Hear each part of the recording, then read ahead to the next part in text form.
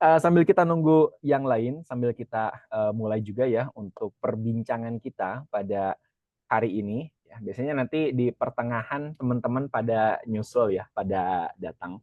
Jadi topik kita di hari ini adalah tentang pemutusan hubungan kerja, tapi melalui jalan atau melalui jalur efisiensi perusahaan, teman-teman. Karena kan sebagaimana kita tahu, PHK itu banyak jenisnya ya, termasuk meninggal dunia, resign, dan lain sebagainya juga itu termasuk ke dalam bagian dari PHK atau pemutusan hubungan kerja. Namun dalam hal ini spesifik ya, di webinar yang akan kita bahas pada hari ini adalah spesifik kita membahas soal PHK yang disebabkan oleh efisiensi atau karena gejolak ya, dinamika di dalam perusahaannya sendiri, terutama itu yang dipicu atau yang di-trigger oleh keadaan ekonomi ya, keadaan ekonomi atau karena perusahaan yang memang sudah sangat sulit untuk bersaing atau memang mungkin ada strategi lain, yaitu bisa nanti dijelaskan. Dan pemateri kita, teman-teman, atau narasumber kita pada hari ini atau pada pagi hari ini adalah Pak Haji Alfi Wahyu Pribadi, teman-teman. Beliau seorang konsultan hukum, seorang lawyer juga, dan sudah berpengalaman lebih dari 30 tahun di dunia industrial relation ya, atau di hubungan industrial. Yang pasti yang akan kita kupas pada hari ini adalah bagaimana langkah-langkah PHK itu dilakukan, teman-teman ya. Jadi nggak seenak jidat gitu ya. Nggak seenak jidat, perusahaan itu menginstruksikan ada efisiensi, lalu HR inisiatif langsung ngasih list nama, langsung dieksekusi sore itu juga. Jadi nggak sesimpel itu ya untuk tata caranya. Nah, bagaimana langkah-langkah melakukan PHK itu yang benar ya, lalu yang sesuai dengan aturan ketenagakerjaan yang berlaku. Karena udah saya notice juga ya teman-teman, untuk PHK ini kita nggak lagi nyoal hubungan antara perusahaan dengan karyawan, tapi juga sudah menyoal hubungan sosial nih ya, hubungan sosial antara perusahaan dengan urusan kemanusiaan gitu atau urusan sosial. Oke teman-teman, nanti mungkin ada sesi tanya jawab juga ya buat teman-teman yang mau diskusi lebih lanjut dengan Pak Alfi. Sebelum itu saya persilakan dulu kepada Pak Alfi untuk opening speech sebelum nanti kita share screen ya untuk ngelihat materinya bareng-bareng. Silakan Pak Alfi untuk memperkenalkan diri terlebih dahulu, Pak. Oke, terima kasih Pak Ruslan. Assalamualaikum warahmatullahi wabarakatuh buat Bapak-Bapak sekalian dan Ibu yang ada di room ini. Oke, sebelumnya saya juga mengucapkan sudah diberi kesempatan yang kesekian kali oleh Pak Ruslan untuk memberikan suatu ya sharing discussion hal kan dengan hubungan industrial. Memang selama ini kondisi Indonesia sedang tidak baik-baik saja nih. Dan fakta hukumnya yang sekarang di mana dolar sudah tembus ke 18. Sehingga secara bisnis akan berdampak kepada perusahaan itu sendiri. Nah, materi ini saya teruskan bahwa materi ini adalah salah satu isi yang sedang saya tangani. Di mana saat ini saya mewakili perusahaan sedang melakukan ya rasionalisasi lah, pengurangan ya, akibat adanya peristiwa dari sisi ekonomi perusahaan itu sendiri. Jadi dengan kata lain ini adalah materi yang benar-benar fakta yang sedang saya jalani dan saya berharap dengan materi ini bisa sharing kepada Bapak dan Ibu sekalian yang ada di room ini. Oke, materi ini sekali lagi saya berharap adanya tanya jawab yang interaktif karena saya tidak mau hanya Bapak hanya berbicara soal kalau baca hukumnya sih tinggal baca ya. Tapi bagaimana strategi di lapangan agar ini bisa sukses. Dalam arti kata sukses dalam arti kata begini. Bisa disepakati bersama dan dituangkan dalam persetujuan bersama PB. Setelah itu baru didaftarkan. Nah, itulah pembukaan dari saya. Pak Ruslan, silakan Pak. Oke, baik. Terima kasih Pak Alfi. Jadi teman-teman, ada satu keuntungan ya buat kita semua di sini. Jadi Pak Alfi saat ini sedang menangani beberapa kasus ya, bahkan udah sampai ke tahap pengadilan ya Pak Alfi. Itu untuk kasus hubungan industrial spesifik urusan PHK teman-teman, atau hak-hak dari karyawan yang belum ditunaikan oleh perusahaan. Nah ini menarik ya.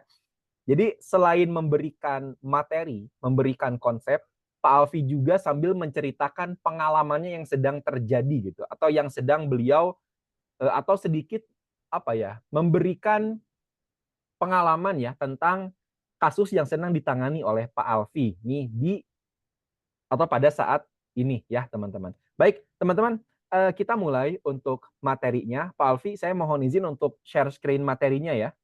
Silakan Pak.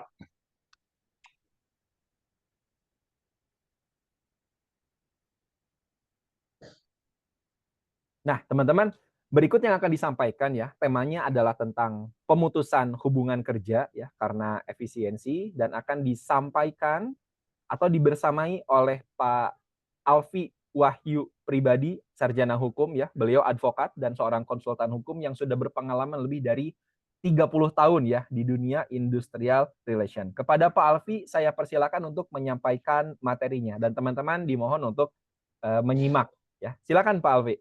Oke, terima kasih Bapak. Oke, selamat pagi Bapak dan Ibu sekalian yang ada di room ini. Oke, ini materi ini memang singkat ya Pak, tapi cukup padat. Dalam arti kata ini ada kurang lebih 29 slide sama 30 pertanyaan jawab. Oke, di materi pertama, di slide pertama, saya akan berbicara adalah pertama pendahuluan Pak. Kalau kita bicara efisiensi, efisiensi itu ya berdasarkan pasal 43 ya Pak, itu ada dua Pak. Pertama, efisiensi karena mengalami kerugian, ya. Yang kedua, efisiensi karena untuk mencegah terjadinya kerugian. Nah, itu pasal 43 PP 35 ya. Jadi harus diingat bahwa kalau kita mau melakukan PHK harus dilihat nih, kita sudah mengalami kerugian atau mencegah kerugian. Ya. Nah, itu yang ada di slide pertama. Selanjutnya, Pak.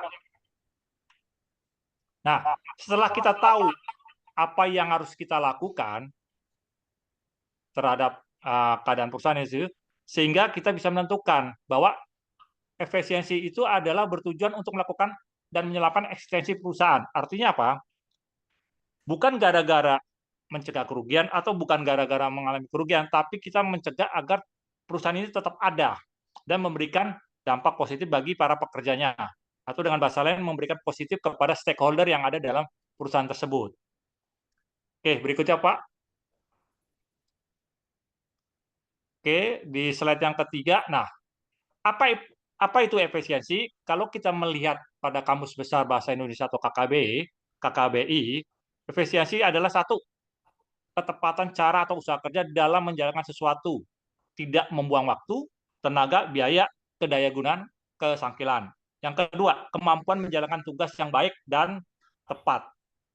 Jadi dengan kata bahasa lain, berdasarkan KBBI, bahwa efisiensi itu penekankan satu, tidak membuang waktu, tenaga, dan biaya, sehingga dapat dipahami bahwa efisiensi merupakan upaya yang dilakukan dengan perhitungan yang matang, sehingga proses nantinya diharapkan tidak membuang waktu dan biaya.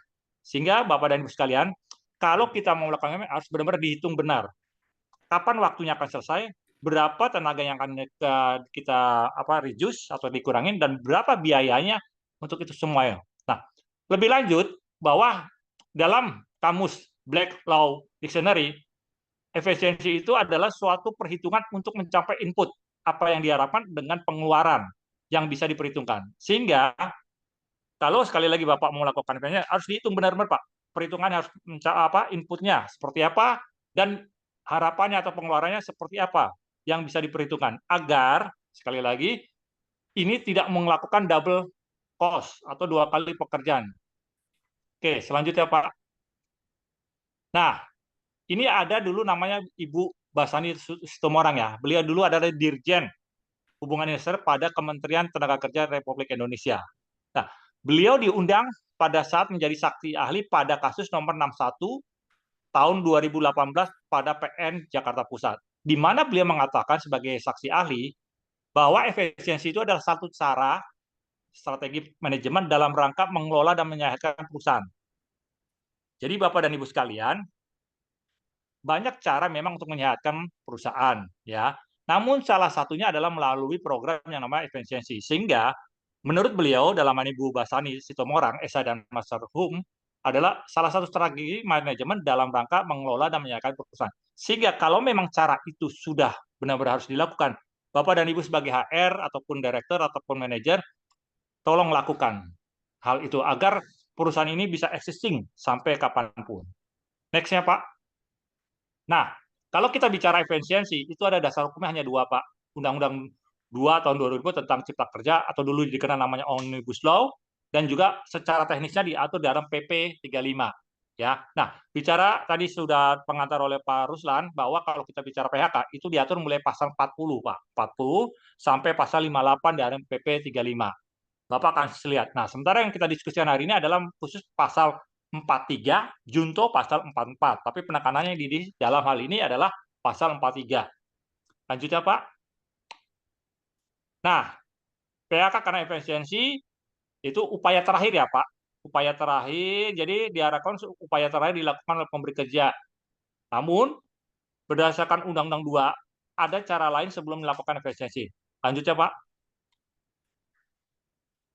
Nah, buruh sama-sama agar kalau memang terjadi PHK diupayakan untuk tidak melakukan PHK, Pak. Pertama itu, Kak, caranya ya. Jadi kalau memang harus ambil efisiensi, coba diperhitungkan agar pertama jangan terjadi PHK dulu lah.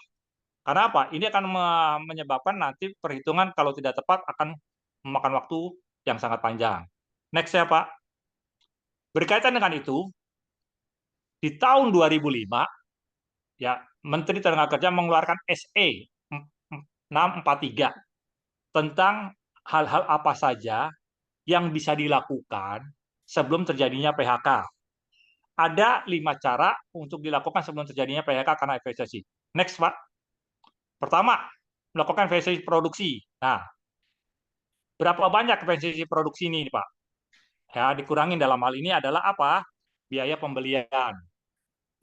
Mengurangi upah, ya, terutama di tingkat manajerial ke atas nih, Pak. Kita tahu manajer itu kan sangat besar upahnya ya, baik manajer, GM maupun sampai direksi. Yang kedua, yang ketiga mengurangi upah lembur, Pak. Yang tadinya lembur setiap hari dan tiap minggu dikurangin. Yang keempat, pensiun dini, Pak, kepada mereka yang sudah memenuhi persyaratan. Dan yang kelima, merumahkan secara berkala atau bergantian. Nah, ini cara-cara, Pak, yang bisa dilakukan sebelum dilakukannya PHK, Pak. Saya percaya Bapak dan Ibu sekalian, memang ini akan memakan biaya juga, tapi secara kos itu bisa dikurangin, Pak. Karena contoh membuat orang pensiun, Pak.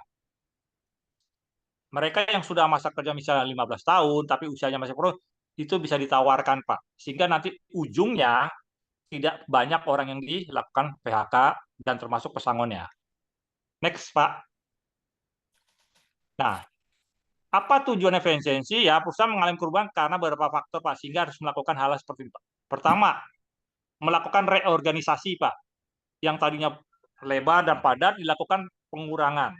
Menutup salah satu kantor cabang atau wilayah dan juga menutup salah satu departemen yang ada dalam perusahaan tersebut. Inilah salah satunya yang harus diambil oleh Bapak Ibu sebagai HR. Next, Pak. Nah, sehingga bahwa surat edaran tersebut memang tidak mempunyai norma hukum, Pak. Artinya ini adalah pilihan, Pak. Pilihan dalam arti kata bahwa perusahaan itu bisa mengambil apa yang ditetapkan dalam SK 634 ataupun bisa langsung. Hanya saja, sekali lagi Bapak dan Ibu sekalian, kalau di perusahaan Bapak dan Ibu ada serikat pekerja, ini biasanya dijadikan alasan serikat pekerja. Ya, sekali lagi saya tekankan, bila Bapak Ibu ada serikat pekerja, SE 634 ini biasanya dijadikan alasan untuk menunda terjadinya efisiensi. Tapi ingat, SE itu tidak bersifat mandatori, adalah fakultatif, ya. Sehingga kalau fakultatif adalah pilihan. Nah, pilihan itu adalah yang menentukan adalah pihak manajemen dalam ini perusahaan. Sehingga Bapak dan Ibu sekalian, oke, memang ada SE, tapi bukan suatu cara yang harus ditempuh. Ya, tapi langsung saja kepada yang namanya melakukan efisiensi. Nah, dan itu dia pasal 43.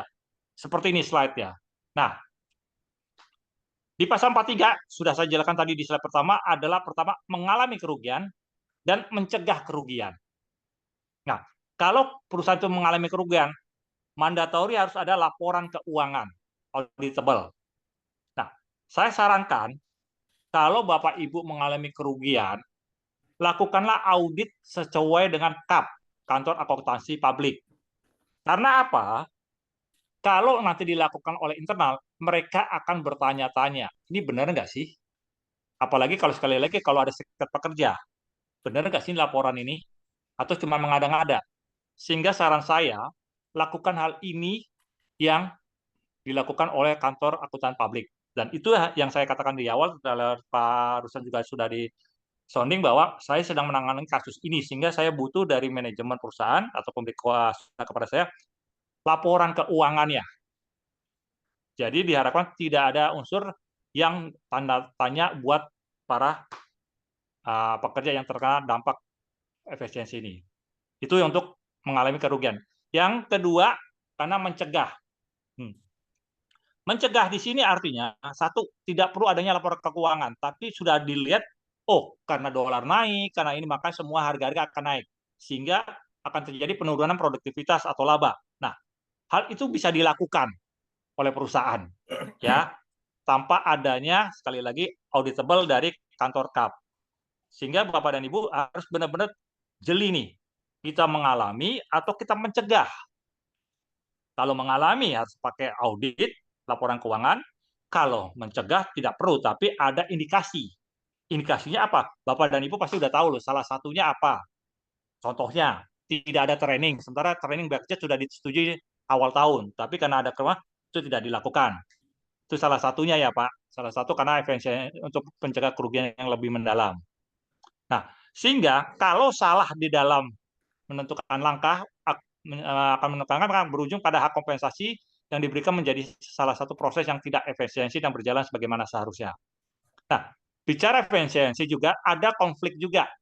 Next, Pak. Nah, ini Bapak dan Ibu, kalau Bapak dan Ibu tidak benar-benar jeli dan tertata, ada 4 faktor, Pak. Ya, potensi persisian sering ditemui terhadap PHK karena efisiensi. Pertama, besarannya kompensasi, Pak. Ingat, pasal 43 ayat 1, kalau kita mengalami kerugian, satu, pesangonnya hanya 0,5. Tapi tidak berhenti, Pak. Itu ada komanya. Bapak butuh yang namanya laporan keuangan, auditable. Yang kedua, prosedurnya bagaimana? Sudah sesuai belum sama pasal 43? Yang berikutnya, orang yang terdampak karena efisiensi, status pekerjaannya seperti apa? Ya, jadi Bapak dan Ibu harus dibedakan ya, Bu, bahwa kalau dalam program itu ada statusnya PKWT, maka mereka dikeluarkan dari yang namanya pesangon. Lalu keluarnya apa? Keluarnya adalah uang kompensasi kontrak. Tapi kalau di PHK sebelum waktu kontrak yang diperjanjikan berakhir, ada lagi yang harus dibayarkan, yaitu ganti rugi. Pasal 62 Undang-Undang 13. Barang siapa yang memberhentikan atau menyelesaikan kontrak sebelum waktunya, maka dia wajib membayar ganti rugi kepada pihak lain.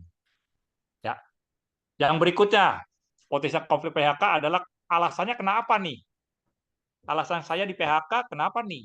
Nah, 4 faktor ini kalau Bapak dan Ibu tidak teliti dan tidak benar, ini akan menjadikan konflik secara horizontal. Kenapa horizontal? Karena mereka akan mengejar nih ke perusahaan, kepada manajemen.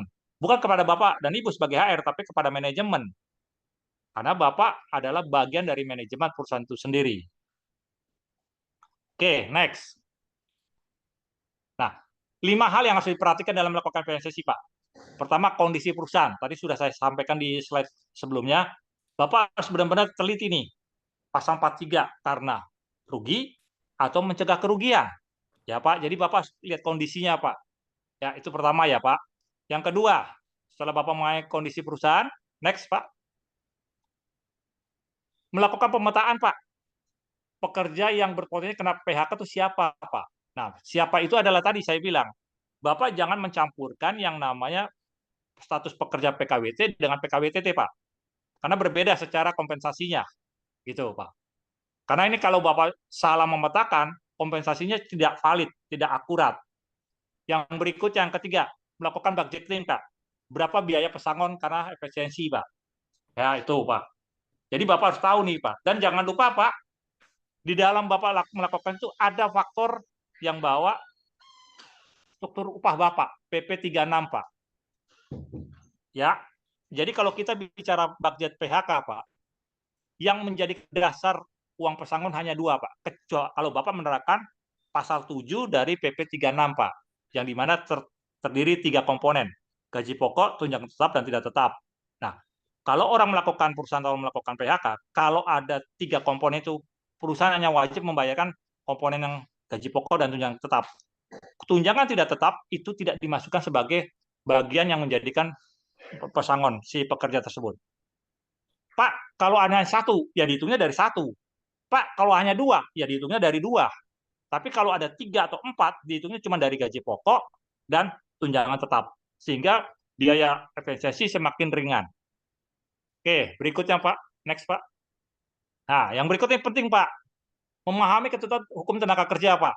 Nah, apakah pakai 43 ayat 1 atau 43 ayat 2? Jangan Bapak, karena ini Bapak misalnya contoh mencegah kerugian, tapi dasar hukumnya adalah 43 ayat 1. Itu nanti secara gugatan di NO, Pak, tidak diterima karena salah menerapkan hukumnya. Nah, berikutnya yang kelima adalah menyiapkan dokumen yang dibutuhkan. Nah, dokumen yang dibutuhkan yang saya maksud sini adalah salah satunya ya, Pak, PB, persetujuan bersama dan alasannya. Ya.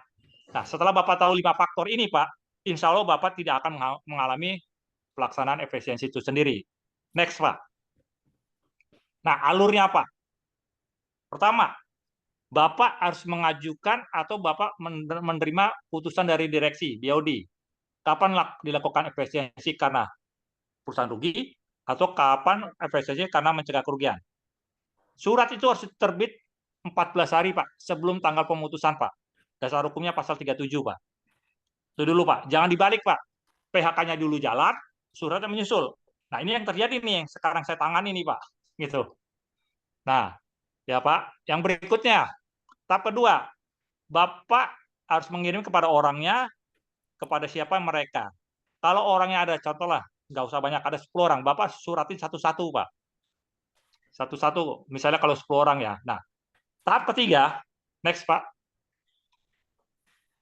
Nah, pekerja itu harus menyatakan, Pak, menerima atau tidak menerima dalam waktu paling lama 7 hari kerja ya, Pak, setelah surat diterima. Ya, itu dasar hukumnya pasal 39. Nah, pertanyaannya nih, Pak, kalau si pekerja lewat dari 7 hari, Pak, apa artinya? Artinya, secara hukum, artinya mereka menerima, Pak, putusan tersebut. Bapak sudah mengeluarkan 14 hari, dan dia harus menambah jawab 7 hari kemudian dari tanggal Bapak terima surat itu. Bila masuk di hari ke-8, 9 berarti jawaban itu sudah batal, Pak. Artinya karyawan tersebut menerima PHK tersebut. Nah, namun di pasal 39 ayat 2, kalau tidak terjadi ya penyelesaian secara bipartit, maka akan menempuh secara Undang-Undang 2 tahun 2004. Next, Pak. Nah, apa itu? Nah, kita mulai dari bipartit itu sendiri. Bipartit adalah penyelesaian industrial melalui perundingan secara musyawarah dan mencapai penguatan antara perusahaan dengan pekerja yang dilandasi rasa kekeluargaan. Nah, saya mau ngasih kisi-kisinya ya, Pak. Pertama, bipartit itu bukan bicara salah atau benar, bukan. Tapi kita bicaranya dari sudut pandang masing-masing pihak. Ya, bagaimana perusahaan memberikan alasan terhadap pekerja dan bagaimana pekerja memberikan alasan terhadap apa yang disampaikan oleh bipartit. Itu yang pertama ya, Pak. Jadi tidak bicara salah atau benar. Yang kedua, pada saat bipartit, Bapak dan Ibu jangan menyajikan yang namanya dokumen, Pak. Oh, ini bukti audit. Misalnya kita ngambil PHK karena mengalami kerugian. Jangan tunjukkan auditnya, Pak. Karena sekali lagi bipartit ini bukan menunjukkan benar atau salah atau menunjukkan dokumen. Nah, karena proses itu nanti ada di proses berikutnya. Next, Pak. Nah, ini ya, Bapak dan Ibu, proses bipartit yang bagian daripada hubungan industrial. Pertama, Bapak dan Ibu tadi membuat undangan kepada pekerja yang terkena dampak ini, dan waktu yang diberikan oleh undang-undang adalah 30 hari kerja ya, Pak. Jadi kalau Bapak mengundang tanggal 1, misalnya 1 Juni, Bapak akan punya waktu 1,5 bulan, Pak. Karena 30 hari kerja, Pak ya. Kalau 1 bulan kan 21 atau 22 ya, Pak. Atau 26. Jadi Bapak akan melewat 1 bulan lebih. Nah, itu harus mencapai kata sepakat atau tidak mencapai kata sepakat. Nah, dalam prakteknya saya, 30 hari itu saya terjemahkan maksimal 3 kali bipartit, Pak. Dalam konsep saya selama ini, bipartit itu saya maksimalkan maksimal 3 kali pertemuan, Pak. Ya, kenapa? Kalau kita lama di sini, nanti yang lainnya akan lama. Jadi, misal bipartit pertama, oke, nggak ketemu, deadlock, oke, bicara. Kapan kita mau bipartit kedua? Tanggal sekian, Pak Alfi, oke, silakan.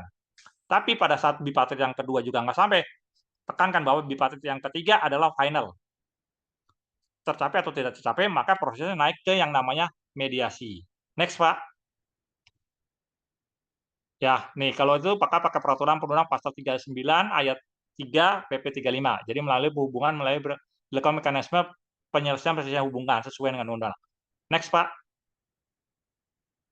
Nah, Bapak dan Ibu sekalian, kalau bipatrit gagal, ya Pak, maka kalau kita bicaranya PHK, upaya berikutnya adalah bisa mediasi atau bisa konsiliator. Bisa lihat Bapak sisi yang sebelah kanan, itu ya Pak. Jadi dari situ Pak adalah semua proses ini adalah 140 hari Pak kerja ya Pak. Jadi bisa mediasi, konsiliasi atau arbiter. Nah, ini Pak alurnya ya Pak. Ya berdasarkan Undang-Undang 2 tahun 2004. Next Pak. Nah, kalau Bapak dan Ibu melakukan mediasi, mediasi ini adalah untuk hal-hal apa saja? Lihat di sisi kiri Pak. Pertama, kepentingan, perselisihan antara serikat pekerja atau serikat buruh, perselisihan hak dan perselisihan PHK. Nah, ini nanti ditawarkan nih. Nah, kalau Bapak mengajukan ini berarti Bapak langkah pertama yang harus Bapak lakukan adalah membuat surat permohonan mediasi, Pak. Di mana satu perusahaan Bapak berada. Apakah Jakarta Barat, Pusat, Selatan, Timur, dan Selatan. Atau mau naik lagi yang namanya ke dinas yang ada di Tugu Patani. Silakan, Pak. Jadi proses di mediasi Bapak harus membawa namanya risalah perundingan dan juga membuat surat permohonan mediasi. Ya. Nah, dari surat Bapak itu nanti dalam 7 hari kerja mediator akan memberikan surat kepada masing-masing pihak. Nah, surat pertama itu biasa namanya klarifikasi, Pak. Klarifikasi, syukur-syukur para pihak datang di hari pertama. Jadi klarifikasi, oke, nanti ditawarkan mau apa nih? Mau mediasi atau mau konsiliator? Kalau arbiter tidak termasuk ke dalam hal persidangan PHK. Nah, Bapak harus menerima seperti apa? Nah, setelah Bapak menerima, Pak, saya mau mediasi. Nah, 10 hari kemudian mereka akan memanggil, Pak. Memanggil lagi untuk langsung masuk ke materi mediasi.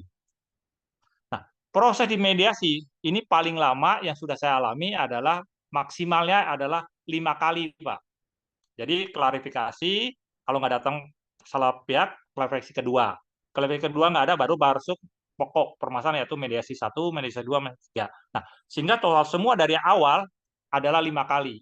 Nah, yang keenam, pihak mediator akan mengeluarkan namanya surat anjuran. Nah, pertanyaan berikutnya adalah, Bapak dan Ibu harus mempunyai keahlian bagaimana membuat surat permohonan mediasi, Pak. Ya, itu pertama, Pak. Karena pada saat mediasi, Bapak harus melampirkan bukti-bukti, Pak. Bukti-bukti yang menjadikan permasalahan kenapa yang dilakukan PHK karena efisiensi. Pertama, kalau Bapak sebagai HRD, Bapak harus melampirkan surat kuasa direksi, Pak. Saya percaya Bapak dan Ibu sudah mengerti lah surat kuasa direksi. Ya, itu yang pertama. Nah, itu harus dilampirkan. Yang kedua, risalah perundingan. Kalau untuk bipatritnya 2 kali ya, risalah pertama apa, isinya risalah kedua apa. Lalu permohonan. Ya, yang berikutnya juga surat perjanjian kerjanya apa, yang menyatakan memang karyawan ini sudah berapa lama masa kerjanya. Nah, begitu masuk, Bapak pada saat mediasi berlangsung, Bapak harus bawa semua dokumen aslinya, Pak, untuk ditunjukkan. Nah, setelah itu selesai, setelah berproses, begitu memang tidak mencapai kata sepakat, pihak mediator akan mengeluarkan surat anjuran. Nah, para pihak dikasih waktu 10 hari kerja, Pak, untuk menjawab menerima anjuran atau tidak menerima anjuran. Next ya, Pak. Nah, kalau Bapak memilih konsiliasi, Pak, ya, konsiliasi itu hanya menangani 3 perkara aja, Pak, kepentingan. Nah, prosesnya juga sama, Pak, dengan mediator. Ya, prosesnya sama seperti itu, Pak. Nah, hanya saja kalau di dalam konsiliator ataupun mediator terjadi kata sepakat, pada akan dibuatnya PB. Nah, biasanya PB ini akan dibuat template-nya dari dinas atau dari suku dinas. Jadi ada si mediator kalau terjadi kata sepakat. Sehingga tidak perlu lagi nanti kalau kata sepakat tidak perlu lagi keluar yang namanya surat anjuran yang dikeluarkan oleh mediator ataupun konsiliator. Secara proses hampir sama, Pak. Tapi proses berikutnya kalau dua-duanya deadlock, makanya ada keterangan langsung masuk ke pengadilan negeri, yaitu pengadilan negeri dia adalah tepatnya pengadilan hubungan industrial pada pengadilan negeri misalnya Jakarta Pusat atau Bandung dan sebagainya dan sebagainya. Next, Pak. Nah, sekarang hak terhadap pekerja yang di PHK. Tadi sudah saya katakan kalau mengalami kerugian pesangon itu sebesar 0,5. Maksudnya begini, Pak. Kalau dia punya masa kerja 10 tahun, ya, 10 tahun nih dengan gaji 10 juta. Kalau dia 10 tahun berarti berapa nilai pesangonnya? Karena maksimal 9 bulan upah kan? Itu kalikan. Jadi misalnya kalau 9 kali 10. Ubah ya. Ubah itu pendidikan S1, S2. Jadi kalau dia nilainya 9 bulan, upahnya 10 juta, berarti 9 kali 10, 90 juta kalikan 0,5, Pak. Berarti pesangonnya adalah 45 juta. Masa penghargaan kalau dia 9, berarti dia masuk layer yang kedua, Pak. Kan layer pertama 3 sampai 6, 2. 6 sampai 9, 3. Masuk ke layer yang kedua, yaitu dapat uang penghargaan masa kerja PMK 3 kali 10 juta menjadi 30 juta. Dan penggantian hak. Penggantian itu ada beberapa, Pak. Salah satunya adalah cuti yang belum hangus, Pak. Atau uang reparasi dari poin hire-nya. Begitu Bapak jumlahkan, jangan lupa Bapak harus menghitung juga pesangon, pajak atas pesangon, Pak, yang sifatnya final, Pak. Yang di mana nilai sampai dengan 50 juta, pajaknya 0%, Pak. Nah, itu harus menjadi kewajiban dari si pekerja yang menerima uang pesangon itu, Pak. Ya, Pak. Berikutnya mencegah, Pak. Nah, kalau mencegah sama tadi, kalau dia 90 juta, maka dia berhak atas 90 juta, Pak. Bukan setengahnya. PMK-nya tetap sama, yaitu 6-9 adalah 3 bulan upah, makanya dia akan dapat PMK-nya adalah 30 juta. Jadi 90 plus 30, 120, habis itu hitung pajaknya, Pak. Nah, itulah finalnya yang harus diberikan kepada pekerja. Dan jangan lupa, Bapak dan Ibu sekalian, begitu Bapak memotong pajak atas pesangon, Bapak harus mengeluarkan SSP, Pak. Surat setor pajaknya, Pak, yang bersifat final. Karena mereka harus tahu, ini harus menjadikan hak pekerja untuk mendapatkan bahwa memang pesangonnya sudah dipotong pajak atas pesangon karena undang-undang pesangon, Pak, atau undang-undang penghasilan, PPh. Next, Pak. Nah, kesimpulan yang mau saya sampaikan di sini, bahwa efisiensi itu adalah hak prerogatif ya, Pak. Ya, jadi apapun yang dikatakan serikat pekerja atau karyawan itu adalah hak prerogatif perusahaan, Pak. Namun di sisi lain harus ada memenuhi hak finansial karyawan, Pak. Maksudnya adalah apa yang tertuang dengan pasal 43 tolong diberikan, Pak. Kalau memang dia 90 jangan Bapak tawar lagi. Nah, sehingga akan muncul nanti kasus yang baru lagi, Pak. Yang berikutnya, kalau Bapak melakukan efisiensi karena mengalami kerugian, wajib harus ada audit, Pak. Ya, Pak. Sehingga apa yang Bapak lakukan itu benar-benar secara transparan menjadi alasan yang bisa Bapak lakukan terhadap si pekerja tersebut dan juga menjadi disahkannya oleh satu, kalau memang penyelesaian di tingkat mediasi akan oleh mediator. Kalaupun nanti masuk ke ranahnya pengadilan, akan bisa diterima oleh para majelis hakim bahwa memang ini benar, bahwa tindakan perusahaan X melakukan efisiensi karena mengalami kerugian. Nah, demikian Bapak dan Ibu sekalian, materi ini, sehingga dengan harapan Bapak dan Ibu apabila mengalami efisiensi karena satu, pasal 43 yang terdiri atas mengalami kerugian ataupun mencegah kerugian, saya harapkan bisa berjalan lancar. Terima kasih Pak Ruslan, silakan saya kembalikan ke Bapak. Baik, terima kasih Pak Alfi, sesi yang luar biasa ya. Teman-teman, sebagai HR, ya, saya dan juga pernah mengalami ya pada saat itu untuk melakukan proses PHK karena efisiensi. Apa yang disampaikan Pak Alfi tadi ini sangat-sangat relate ya, teman-teman. Sangat relate dan sangat nyambung sekali ya secara prosesnya. Yang saya garis bawahi tadi adalah potensi konflik, teman-teman. Itu sangat betul ya, perlu diantisipasi sejak dini. Dan yang terpenting adalah kepatuhan kita dalam melaksanakan proses PHK ini sesuai dengan regulasi yang berlaku. Karena banyak ya kasus-kasus mungkin yang sedang ditangani oleh Pak Alfi saat ini juga itu akibat dari incompliance, Pak ya. Mungkin Ya, karena betul. ketidakpatuhan dari perusahaan dalam melaksanakan hak-haknya sesuai regulasi yang berlaku. Dan itu prosesnya sangat panjang, teman-teman. Sangat panjang dan sebagai HR tentunya itu sangat menguras energi dan sangat menguras mental ya, Pak Alfi ya. Betul, betul Pak. Baik, teman-teman. Kita saat ini membuka sesi tanya jawab ya. Jadi teman-teman silakan apabila ada yang mau bertanya atau berkonsultasi kepada Pak Alfi dipersilakan langsung nih. Ada Pak Cahya Kurniawan. Silakan Pak Cahya untuk open mic ya. Iya, selamat pagi Pak Alfi. Pagi Pak Cahya Kurniawan. Ya. Pak Alfi, saya mau bertanya, tadi sebenarnya banyak yang mau saya tanyakan, tapi saya mau tanya satu dulu nih, terkait komponen untuk pesangon. Dijelaskan bahwa itu adalah gaji pokok dan tunjangan tetap. Ya, betul. Nah, yang saya mau tanyakan, tunjangan tetap ini kan ada dua. Ada yang bentuknya cash, ada yang bentuknya non-cash, seperti pembayaran premi ke asuransi. Nah, ini yang diperhitungkan yang mana? Oke, baik. Ada lagi, Pak? Itu aja dulu, Pak. Oke, jadi gini, Pak. Saya mau berangkat dulu definisi tunjangan tetap ya, Pak.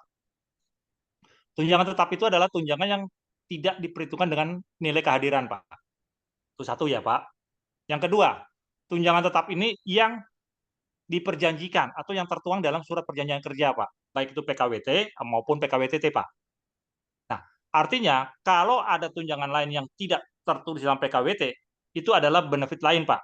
Benefit ya, Pak. Pak Cahaya, jadi sekali lagi, kalau tadi Bapak ada premi, tidak di-state di dalam surat perjanjian kerja, itu adalah bentuknya benefit, Pak. Ya, Pak. Bukan terhadap apa yang diterima setiap bulannya, Pak. Demikian, Pak Cahya. Oke, terima kasih, Pak. Silakan Pak Cahya, kalau ada pertanyaan menyusul boleh. Ya, sebenarnya ada satu lagi ya. Boleh silakan Pak Cahya. Sambil nunggu yang lain ya. Terkait penandatanganan surat PHK ya. Ada dua sih sebetulnya. Siapa yang sebenarnya berkewajiban atau eligible untuk menandatangani surat PHK tersebut? Apakah harus direktur atau dia bisa mengkuasakan ke bawahannya? Ya, Baik. itu yang pertama. Yang kedua, apakah boleh surat PHK itu backdate? Jadi diberikan hari ini, tapi untuk PHK-nya efektifnya mundur gitu. Itu, Pak. Baik. Makasih, Pak Cahya. Oke, saya jawab yang pertama, Pak. Boleh tahu, Pak, Bapak latar belakangnya hukum atau non-hukum, Pak? Enggak, saya latar belakangnya non-hukum, tapi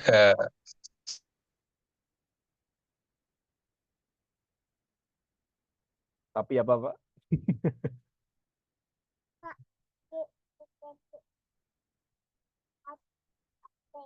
Oke, mungkin Pak Alfi bisa dilanjutkan, Pak. Berdasarkan pasal 98, Pak, yang bertindak keluar dan ke dalam, yaitu nama yang ada dalam akte, Pak. Ya, Pak. Jadi, kalau nama direksinya misalnya Pak Cahya, Bapak yang boleh nanda tangan. Namun di dalam yang ketiga berkaitan apa Pak? Bisa diulang Pak? Yang ketiga Pak? Yang ketiga terkait dengan efektif PHK-nya. Oke, Apakah boleh backdate gitu? tidak, batal demi hukum Pak. Karena sesuai tadi yang saya kampanye di slide bahwa surat pemberitahuan itu 14 hari Pak sebelum hari H.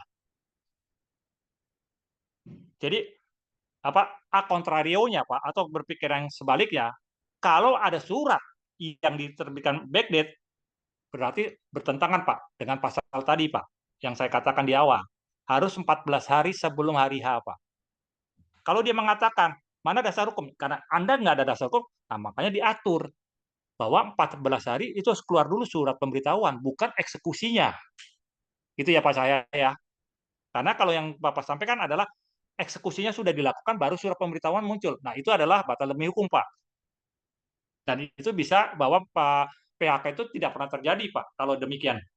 Kecuali akan berbeda nih, Pak. Dia sudah dapat uang pesangonnya. Kan gitu, Pak. Itu harus diantisipasi. Kalau uang pesangonnya belum muncul, tapi PHK-nya baru belakangan, nah itu bisa PHK itu batal demi hukum, Pak. Demikian, Pak Cahya.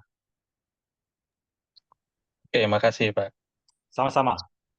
Oke, baik. Teman-teman, mohon maaf ya tadi ada sedikit kendala koneksi ya, tapi mudah-mudahan tetap berjalan lancar ya. Pak Alfi, kita ada pertanyaan berikutnya ini dari Samsung ya. Samsung. Maaf Pak, mau tanya, kalau perusahaan nggak punya uang untuk bayar pesangon, hanya bisa 50%-nya dari ketentuan, tapi karyawan setuju aja, terus dibuat PB, apakah aman? Oke, ini ada dua jawaban, Pak. Ya, dua jawaban. Pertama yang sifatnya normatif, Pak, ya. Dia PHK-nya karena apa dulu, Pak? Karena hanya mampu 50% kan? Berarti saya mengindikasikan bahwa ini karena mengalami kerugian kan, Pak? Ya. Nah, so satu. Nah, pekerja tuh tahu nggak perusahaan itu benar-benar rugi nggak? Laporannya mana? Ya, Pak. Kalau memang perusahaan itu memang rugi ya, tunjukin laporan keuangannya. Nah, berikutnya. Kalau ternyata si karyawan itu mau, ya itu sah-sah saja, Pak.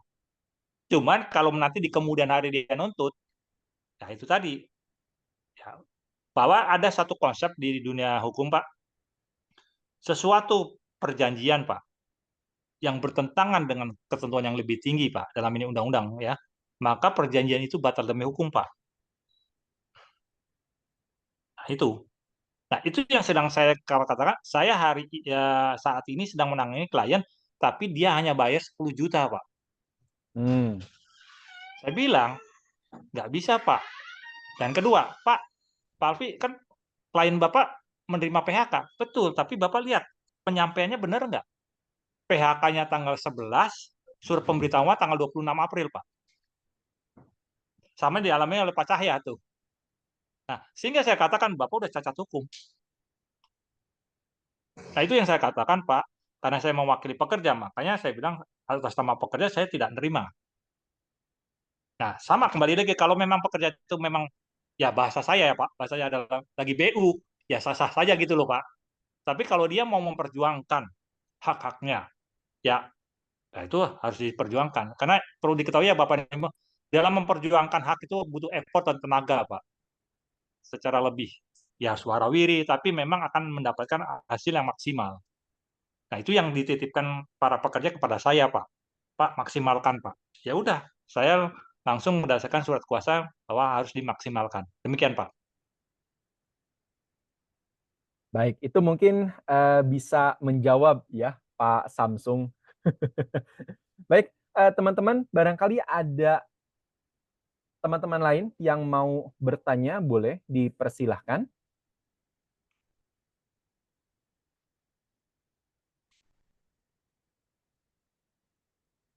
Oke, belum ada ya. Baik, kalau gitu saya yang mau bertanya kepada Pak Alfi, Pak. Ada tadi Pak dari Rizky Pak. ya. Ini ya, Rizky Maulana ya. Dari Mas Rizky. Izin bertanya Pak, jika karyawan fraud, artinya melakukan sebuah kecurangan Pak ya, atau sebuah pelanggaran, dalam proses PHK tetap dibuatkan surat pemberitahuan PHK atau tidak Pak? Oke, baik. Pak Rizky, kesalahan fraud itu diterjemahkan nggak dalam peraturan perusahaan? Termasuk kesalahan mendesak atau tidak? Kalau Bapak di dalam peraturan perusahaan sudah menulis salah satunya fraud, termasuk tindakan melakukan bisa di PHK karena alasan mendesak, Bapak tidak perlu 14 hari. Saya ulangi ya Pak Rizky, kalau tindakan fraud sudah diatur di dalam peraturan perusahaan Bapak, termasuk kategori PHK karena alasan mendesak, Bapak tidak perlu ada yang namanya 14 hari. Dan karena fraud ini kaitan dengan pidana, ya Pak, sehingga Bapak ajukan dulu nih ke PN, Pak. Bisa penggelapan, kan kalau udah fraud kan berarti kan penggelapan nih, kaitannya dengan pidana. Bapak harus buktikan dulu penggelapannya. Ya, tidak bisa setelah Bapak PHK. Bapak lari dulu ke sana buktikan. Karena apa? Ujungnya nanti Bapak, ya kalau dia ditahan Pak, Bapak hanya bisa memberikan bantuan selama 6 bulan. Bukan pesangon ya, bahasanya ya, bantuan Pak. Kalau dia punya anak berapa, sekian persen, sampai 6 bulan bantuan tersebut. Ya Pak Rizky, Bapak lihat dulu nih, fraud itu sudah diatur belum di dalam pasal peraturan perusahaan, khususnya pasal karena alasan mendesak. Ya, demikian Pak jawabannya. Kalau Bapak belum diatur, Bapak atur dulu Pak. Karena Bapak nanti kalau nggak mengatur, Bapak PHK semenang-menang. Karena tidak ada yang dilanggar. Baik aturan yang di peraturan perusahaan, ataupun aturan yang ada di dalam perjanjian kerja. Bapak belum mengatur. Berarti Bapak mau PHK karena apa? Itu jawaban saya Pak Rizky. Terima kasih. Oke. Baik, terima kasih Pak Alfi. Mas Rizky semoga menjawab ya dari pertanyaannya. Silakan teman-teman, mungkin satu atau dua pertanyaan lagi saya persilahkan untuk di chat atau teman-teman mau open mic dipersilakan ya.